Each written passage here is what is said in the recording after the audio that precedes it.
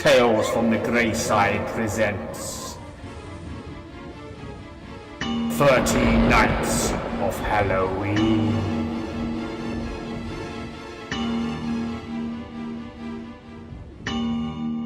Well, look who it is.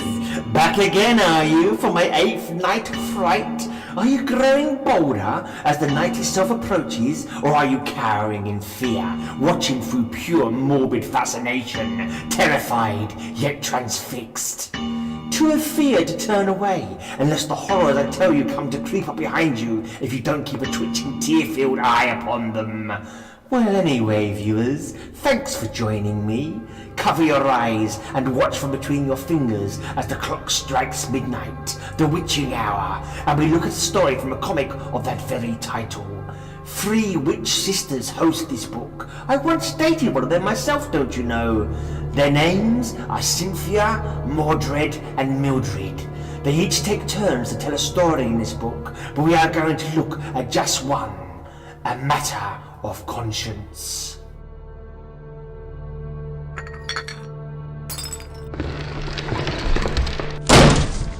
Leave me alone! Go away! Away! Ah!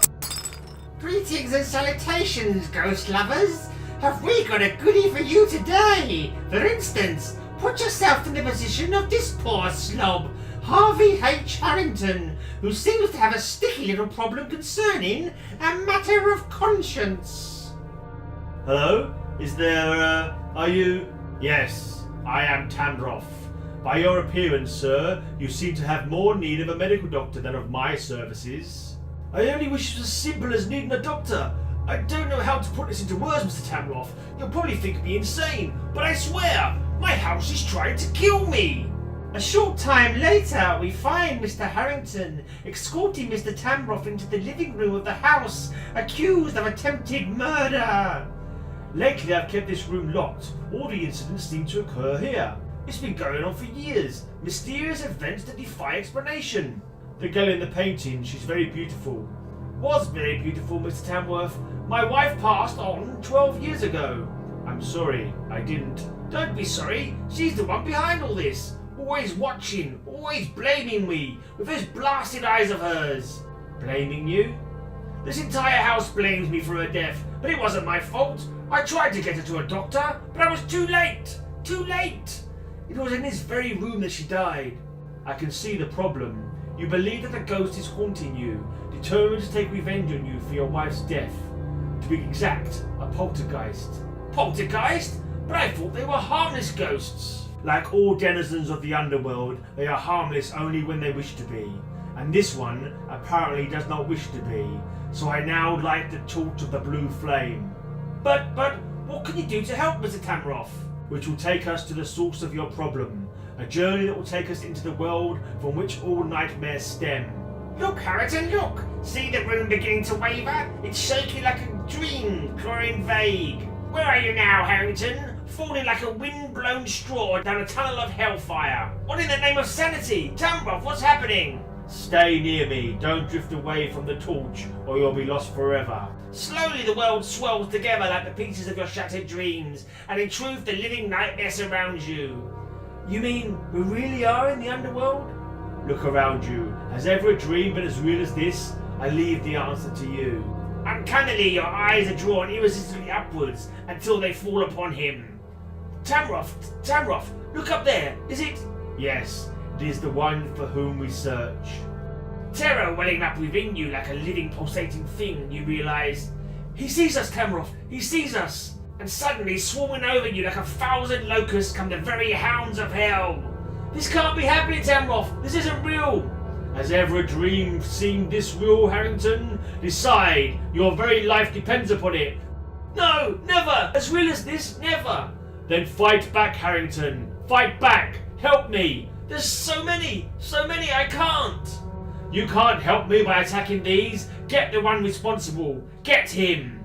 Words, sounds that slowly make sense. Get the one responsible. Get him. But first, you mustn't forget the torch. Must have the torch.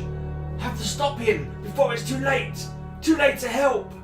Have to save him. Save her. Too late. Too late.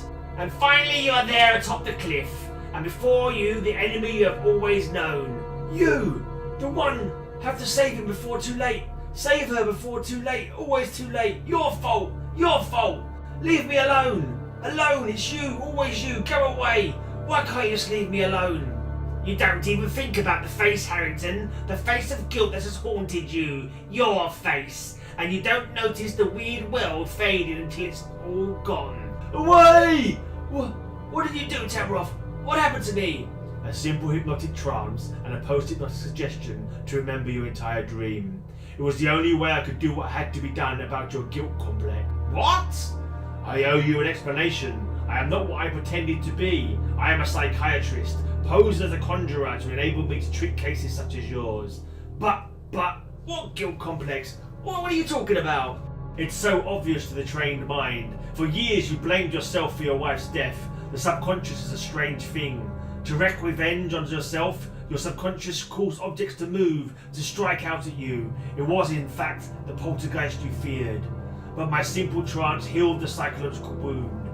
Then it's really over? Forever? You have nothing to fear. The ghost of your subconscious is gone for good.